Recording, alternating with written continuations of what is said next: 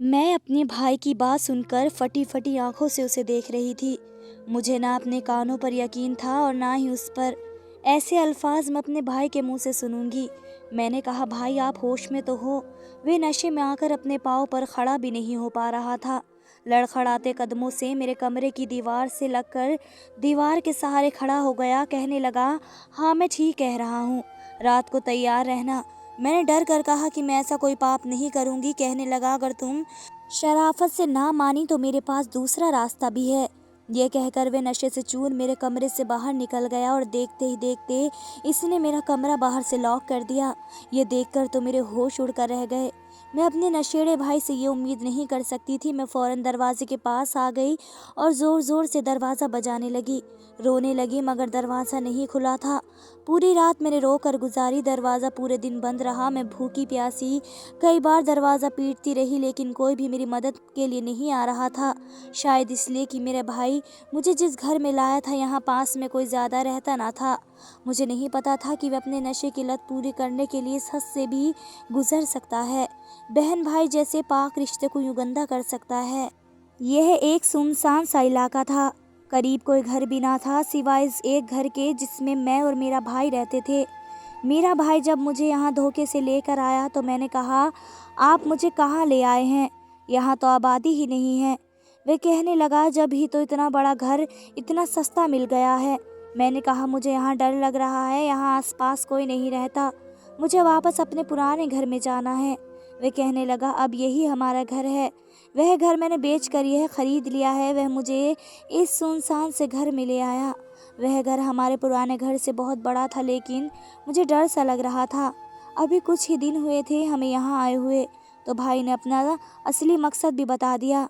वे मुझसे धंधा करवाना चाहते थे और मेरे पैसे से अपने नशे की लत पूरी करना चाहते थे, जो पुराने घर में हो ना सकता था, क्योंकि वहाँ पड़ोस में रहने वाले लोग मेरी माँ की मौत के बाद मेरा बहुत ख्याल रखते थे।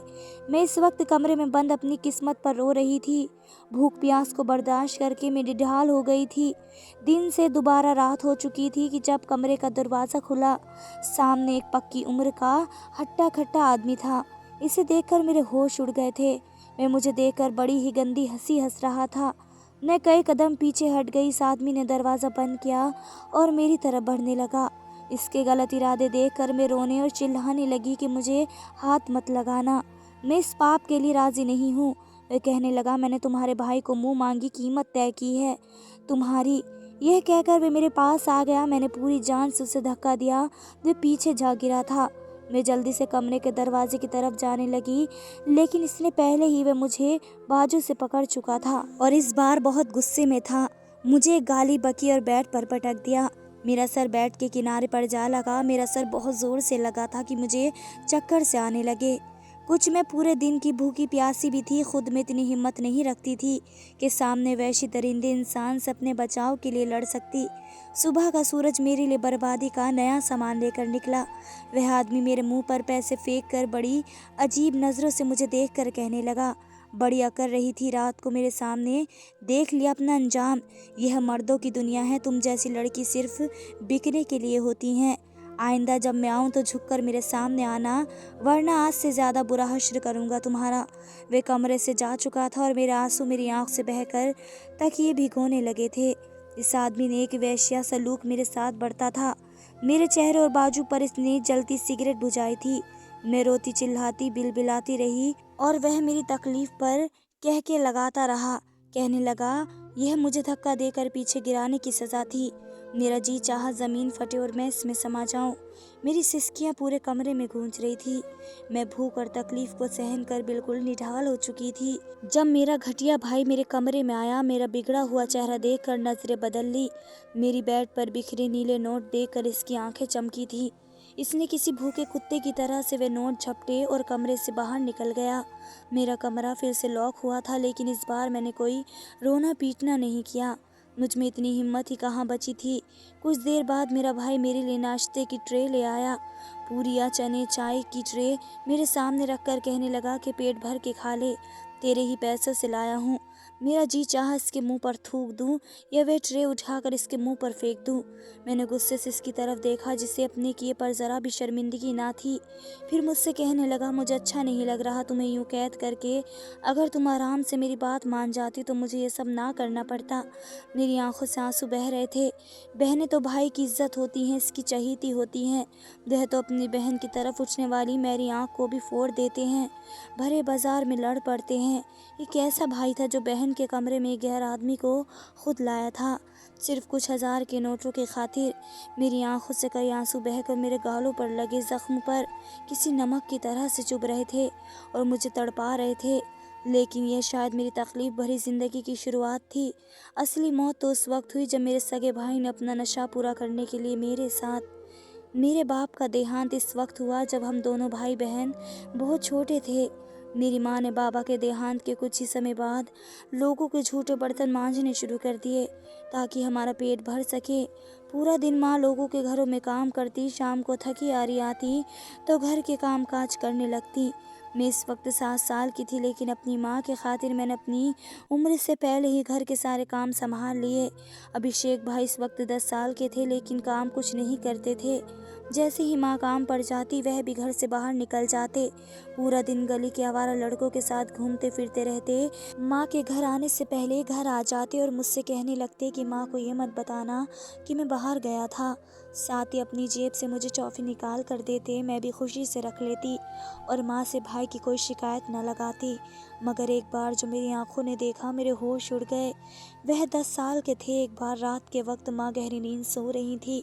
जब मेरी आंख अचानक से खुल गई, मैंने देखा तो भाई की चारपाई खाली थी। आधी रात को भाई कहाँ जा सकता था। मुझे शुरू से ही अपने भाई से बहुत मोहब्बत थी। हम 2 ही बहन भाई थे। फिर बहनों को भाई से ज़्यादा मोहब्बत होती ही है, ये तो जाहिर सी बात है। मैं कमरे से दबे पांव बाहर आई तो भाई सहन में बिछी चारपाई पर बैठा सिगरेट पी रहा था और साथ साथ खास भी रहा था। मैं देखकर चौंक सी गई थी, इतनी सी उम्र में वह सिगरेट पी रहा था। मैं फौरन से भाई के पास आ गई। वह मुझे सामने देखकर बौखला सा गया था। सिगरेट की धुएं की वजह से इसकी आंखों से आंसू बह रहे थे। मुझे देखकर पहले तो उसने सिगरेट अपने पीछे छुपा ली, लेकिन मैं देख चुकी थी। मैंने कहा, मैं अभी माँ को बताती हूँ कि आप सिगरेट पी रहे हैं। मेरी बात सुनकर भाई की रंगत उड़ी थी। उन्होंने फ़ौरन से सिगरेट बुझा दी और फिर मुझसे कहने लगे कि तुम मेरी प्यारी बहन हो, माँ से कुछ मत कहना। मैं तुम्हें कल 2 टॉफ़ियाँ ला कर दूँगा। मैं फ़ौरन से मान गई क्योंकि मुझे तो टॉफ़ी चॉकलेट बहुत पसंद थी। इसके बाद तो भाई अपनी इन हरकतों में बढ़ोतरी करते ही चले गए। पहले सिगरेट के आदी हुए, इसके बाद नशे के। सिगरेट पीने लगे, रात को देर से घर आने लगे। जब माँ सो जाती तो वे घर से बाहर निकल जाते। मुझसे कहते कि मैं सहन में बैठकर इसका इंतज़ार करूं। जब वह आए तो चुपके से दरवाज़ा खोल दूं ताकि माँ को खबर ना हो और बदले में वह मुझे चॉकलेट ला कर देगा। मैं नहीं जानती थी कि मेरी छोटी सी लालच मुझे कितनी महंगी पड़ेगी। अगर मैंने माँ को इसी वक्त बताया होता तो माँ अभिषेक भाई को इसी वक्त रोक लेती, लेकिन मैं तो कुछ चॉकलेट की खातिर भाई के राज छिपाने वाली बन बैठी थी। एक दिन जब भाई घर आया तो उसके मुंह से अजीब सी बदबू आ रही थी, इसकी आंखें लाल हो रही थी और इसके कदम भी बुरी तरह से डगमगा रहे थे। वे घर में दाखिल होते ही सहन की चारपाई पर ढह गया और सो भी गया। इस वक्त वह 15 साल का था जब इसने शराब पी थी, लेकिन मैं माँ को फिर भी कुछ नहीं बता पाई क्योंकि मुझे चॉकलेट की लालच थी। भाई अब जुआ भी खेलने लगा था और जब जुआ जीत जाता तो मुझे अच्छे अच्छे खाने खिलाता। मुझे नहीं पता था कि जुआ बुरी चीज़ है। मैं रोज़ भाई के लिए भगवान से मिन्नत करती कि वे जुआ जीत के आए, क्योंकि माँ की मेहनत के पैसों से बस दाल रोटी ही हो पाती थी। और जब वह सो जाती, भाई घर के बाहर निकल जाता, जुआ जीत कर अच्छे अच्छे खाने लाता। हम दोनों मिलकर खाते। जब वह 16 साल का हुआ तो माँ ने इसे एक वर्कशॉप पर नौकरी पर लगवा दिया। भाई बस कुछ घंटे ही नौकरी करता, बाकी जुआ खेलने लगता। वर्कशॉप के मालिक ने माँ को भाई के बारे में सब कुछ बता दिया कि तुम्हारा बेटा नशा करता है, जुआ खेलता है, नौकरी भी ठीक से नहीं करता। मेरी माँ तो ये सब सुनकर रोने लगी, अपना सर पकड़ कर बैठ गई।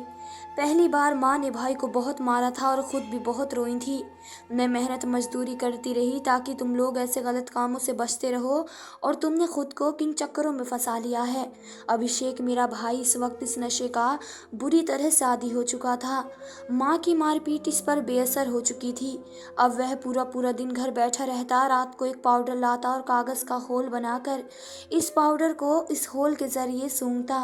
वे पाउडर नाक के जरिए भाई के अंदर चला जाता और फिर वह दुनिया से बेखबर हो जाता। मेरी माँ इसे एक नशा मुक्ति हॉस्पिटल में भी ले गई ताकि इसका इलाज हो सके, लेकिन वह वहाँ से भी भाग आया। अब वह माँ की तनख्वाह भी चोरी करने लगा। इसे जब तक नशा ना मिलता वे बेचैन सा होने लगता, वो रोने लगता, पागल सा हो जाता, घर के बर्तन जमीन पर पटकने लगता। अब तो माँ भी इसके जुनून और पागलपन को देखकर डर जाती थी। वक्त यूं ही गुजरने लगा। मेरा भाई 20 साल का हो चुका था और मैं 17 साल की। जब एक दिन भाई माँ से पैसे मांग रहा था, माँ ने इनकार कर दिया। वह पहले तो घर की चीजें तोड़ने लगा, लेकिन माँ ने भी इसे पैसे ना दिए। वे नशा ना मिलने की वजह से दीवानगी पर उतर आया था। उसने माँ का गला दबाना शुरू कर दिया। ये देखकर मैं भाई से माँ का गला छुड़वाने लगी, लेकिन वे माँ को छोड़ने को तैयार ही ना था। मुझे भी जोर से धक्का दिया। मैं फर्श पर जा गिरी। वे बार बार माँ से पैसों को कह रहा था, साथ साथ ही वे माँ का गला भी घोट रहा था। जब तक मैं दोबारा उठ के भाई के पास आई ताकि उनसे माँ को छुड़वा सकूं, उस वक्त तक माँ मर चुकी थी। ये देखकर मैं चिल्लाने लगी, रोने लगी। भाई का जुनून भी एकदम खत्म हो गया। इसने जैसे ही माँ का गला छोड़ा, माँ का मुर्दा वजूद जमीन पर गिर गया। ये देखकर भाई की रंगत भी उड़ गई थी। मेरे रोने की आवाज़ सुनकर मोहल्ले वाले हमारा दरवाज़ा बजाने लगे। भाई मुझसे कहने लगा कि भगवान के लिए मुझे बचा लो। मैंने जानबूझकर माँ को नहीं मारा। मुझे तो खुद भी होश नहीं था कि मैं क्या कर रहा हूँ। अगर तुमने मोहल्ले वालों को ये बता दिया कि मेरे माँ का गला घोटा है तो ये मोहल्ले वाले मुझे पुलिस के हवाले कर देंगे और पुलिस मुझे फांसी चढ़ा देगी। क्या तुम मुझे मरते देख सकती हो? मैं अभी माँ के गम में ही तड़प रही थी। भाई को फांसी कैसे चढ़ा सकती थी? इस वक्त वह खुद भी रो रहा था और उसने जो कुछ माँ के साथ किया वह वाकई जुनून से भरा हुआ था। मैंने इस बार भी अपने भाई की मान ली। इसकी हर छोटे जुर्म पर जैसे बचपन में मैं पर्दा डालती आई थी, अब बड़े जुर्म पर भी इज्जत की चादर डाल दी और अपने होठ सी लिए। लेकिन इसका सिला मुझे क्या मिला था? इसका सिला मुझे यह मिला कि इसी भाई ने मेरी इज्जत को तार तार करके रख दिया था। कहते हैं कि बहनें भाइयों पर जान वार देती हैं, और मैं इज्जत वार चुकी थी। इसके नशे ने पहले मुझसे मेरी माँ छीनी थी और आज इज्जत। वह मुझे इस मोहल्ले से निकाल कर इस बियाबान जंगल में ले आया, क्योंकि यहाँ मेरी आवाज़ सुनने वाला कोई नहीं था। मेरा भाई मेरे सामने नाश्ता रख कर जा चुका था। मैंने रोते रोते अपने पेट की भूख को भरा। इससे पहले कि अभिषेक मेरे कमरे का दरवाज़ा लॉक करता, मैंने कहा, भाई मैं आपकी हर बात मानूंगी, दरवाज़ा लॉक मत करना। फिर यही हुआ था। अभिषेक मेरी तरफ से बेफिक्र हो गया और चला गया। जब वह घर से बाहर गया तो मैं भी कमरे से बाहर निकल गई। मैं जानती थी कि वह अब बेगैरत हो चुका है, इसलिए मेरे पास एक ही रास्ता बचा था, वह ये कि मैं यहाँ से भाग जाती, क्योंकि मैं इस दलदल से भरी जिंदगी नहीं गुजारना चाहती थी। मैं जानती थी कि वह रात को फिर किसी को अपने साथ ले आएगा और खुद नशा करके सो जाएगा, और वह लोग मेरी इज्जत पूरी रात बर्बाद करते रहेंगे। इसलिए एक चादर खुद पर ओढ़कर अपना चेहरा छुपाए मैं घर से बाहर निकल गई। वह एक सुनसान बियाबान सा इलाका था। मुझे यह तक मालूम नहीं था मुझे जाना कहाँ है। बस मैंने अपना सफ़र शुरू कर दिया। दोपहर से रात हो चुकी थी, लेकिन मेरा सफ़र था कि ख़त्म ही नहीं हो रहा था। मुझे वहाँ कहीं दूर दूर तक आबादी नज़र नहीं आ रही थी। रात की सिहाई भी छा चुकी थी और चल चल कर मेरे पाँव भी छिल चुके थे कि मुझे सामने एक रोड नज़र आ गया, लेकिन शायद इस वक्त रात काफ़ी हो चुकी थी, इसलिए वहाँ एक दो गाड़ियाँ ही गुजर रही थी। मुझे नहीं मालूम था कि मैं किस गाड़ी को रोक कर पनाह मांगूं, जब अपना ही घर मेरे लिए सुरक्षित नहीं रहा। अपना सगा भाई ही मेरी रक्षा करने की बजाय मेरा दलाल बन चुका था, तो किसी और पर क्या भरोसा करती। मैं उन्हीं सोचों में गुम सुनसान सड़क के किनारे चल रही थी जब एक पुलिस की गाड़ी मेरे पास आकर रुक गई। ये देखकर मैंने सुकून का सांस लिया था कि अच्छा है, मैं पुलिस वालों को मिल गई हूँ। अब मैं अपने भाई के बारे में सब कुछ बता दूंगी। वह पुलिस इंस्पेक्टर मुझे सर से पैर तक देखने लगा। कहने लगा, ये लड़की इस वक्त यहाँ अकेली क्या कर रही हो? मैं रोने लगी और रोते हुए सारी बातें इंस्पेक्टर को सुना दी। इसने कहा, ठीक है, तुम हमारी गाड़ी में बैठ जाओ, कल हम तुम्हारे भाई को भी गिरफ्तार कर लेंगे और उन लोगों को भी जिन्होंने तुम्हें बर्बाद किया है। मैं ये सुनकर खुश हो गई। मैंने कहा, आप मुझे किसी अनाथालय में छोड़ दें। वे कहने लगा, हाँ हाँ, क्यों नहीं। मैं उस पुलिस वाले की गाड़ी की फ्रंट सीट पर बैठ गई, क्योंकि इस वक्त इस पुलिस गाड़ी में बस वही एक ऑफिसर था जो गाड़ी को चला रहा था। काफ़ी देर गाड़ी अलग अलग रास्तों में चलती रही। मेरे होश इस वक्त उड़े जब वह पुलिस की गाड़ी इस घर के सामने जाकर रुकी जहाँ मेरे भाई ने मुझे कैद कर रखा था। इस घर के बाहर कुछ अलग अलग किस्म के मर्द खड़े थे। अभिषेक भी उनके साथ मौजूद था। मैंने ये देखकर इस इंस्पेक्टर की तरफ देखा जो अजीब सी हंसी हंस रहा था। वह गाड़ी से नीचे उतरा और एक शख्स से कहने लगा, सेठ ले आया हूँ तेरी लड़की को वापस। साली खुद को बहुत होशियार समझ रही थी। यह सुनकर मेरा दिमाग चकराने लगा। इस आदमी ने गाड़ी का दरवाज़ा खोला और मुझे बड़ी बेदर्दी से बाजू से पकड़कर नीचे उतारा। फिर मुझसे दहाड़ते हुए बोला कि तू मेरे कब्जे में है लड़की, जहाँ भी भाग कर जाएगी वापस यहीं आएगी और तेरे भागने की सज़ा जो तुझे आज मिलेगी, तू अपने लिए मौत मांगेगी, मौत। ये कहकर इसने मुझे मेरे बेगैरत भाई के सामने इस पुलिस वाले की तरफ फेंका। मैं लड़खड़ाती हुई इसके पैरों में जा लगी थी। वह आदमी कहने लगा, तू उसे यहाँ वापस लाया है इसलिए पहला हक तेरा है। यह सुनकर मैं अभिषेक को पुकारने लगी कि वह मुझे बचा ले। शायद अभिषेक के खून ने कुछ जोश मारने की कोशिश भी की थी, लेकिन इस आदमी ने जेब से एक शराब की बोतल निकाली और अभिषेक की तरफ बढ़ा दी। कहने लगा, ये पी और दुनिया पर बादशाह बन जा। ये कहकर वह चार लोग मुझे घर के अंदर ले गए। अभिषेक घर से बाहर ही था। घर का दरवाज़ा बंद हो गया। सुबह मेरी हालत ये थी, मुझे इस कमरे से भी डर महसूस हो रहा था। कमरे में हल्की सी आहट भी मुझे कांप जाने पर मजबूर कर रही थी। मेरे साथ जो चार लोगों ने ज्यादती की थी, इसके बाद मैं समझ चुकी थी कि अभिषेक तो किसी के हाथ की कठपुतली बन चुका है। मैं किसी बहुत बड़े गैंग के हत्थे चढ़ चुकी हूँ। मेरे लिए भागना नामुमकिन है। मैंने जो अंजाम भाग जाने पर भुगता था, मैंने ये कोशिश छोड़ दी। वे लोग चोर और डाकू थे जिनके घरों में पुलिस के चंद लोग और ऑफिसर भी शामिल थे। वे नशे की लालच देकर अभिषेक से चोरी भी करवाते थे और कत्ल भी। मेरा भाई बदमाश बन चुका था। एक नशे की पुड़िया की खातिर वह उन कुत्तों के तलवे चाटने को भी तैयार हो जाता था। शायद नशा ऐसी ही चीज़ है जिसे लग जाए इसके साथ साथ इसके घर वालों को भी बर्बाद करके रख देता है। मैंने अब भागने की कोशिश करनी छोड़ दी, इसलिए मुझ पर अब सख्ती भी कम कर दी गई थी। मगर एक दिन उन लोगों ने मेरे भाई को नशा नहीं दिया और उसे एक ऐसी बात कही कि रूह कांप जाए और घर में बंद करके चले गए। घर में इस वक्त अभिषेक था या मैं। वह बार बार मेन गेट पीट रहा था, कह रहा था कि अगर इसे नशा ना मिला तो वह मर जाएगा। वह तड़प रहा था, रो रहा था, लेकिन आज मुझे उस पर तरस नहीं आ रहा था। काफ़ी देर वह घर की अलग अलग चीज़ें तोड़ता रहा, फिर मेरे पास आ गया। कहने लगा, मुझे नशा चाहिए वरना मैं मर जाऊंगा। मुझे कैसे भी कहीं से भी नशा ला कर दो। मैंने कोई जवाब नहीं दिया। वह इस वक्त अभिषेक की आंखें लाल होने लगी थी। इस पर जुनून सा सवार होने लगा था, वैसे ही जुनून जिसने इसने माँ को मार डाला था। मैं देखकर घबरा कर पीछे हट गई। वे कहने लगा, मुझे नशा चाहिए, मुझे नशा दो वरना मैं तुम्हें नहीं छोड़ूंगा। मैंने इसे कहा, ठीक है, मैं तुम्हें नशा देती हूँ, तुम पहले मुझसे दूर होकर सामने कुर्सी पर बैठ जाओ। वे मेरी बात सुनकर सामने रखी कुर्सी पर बैठ गया। मैं किचन में चली गई थी, दूध फ्रिज से निकाला और इसे गर्म किया और इस गर्म दूध में 4 से 5 चम्मच चूहे मारने की दवाई डाल दी और बाहर निकलकर वह गिलास भाई को पकड़ा दिया। मैंने कहा, इसमें नशा है, इसे पी लो और भूल जाओ दुनिया के सारे गम और आज़ाद हो जाओ। इसने वह दूध का गिलास एक ही घूंट में पी लिया।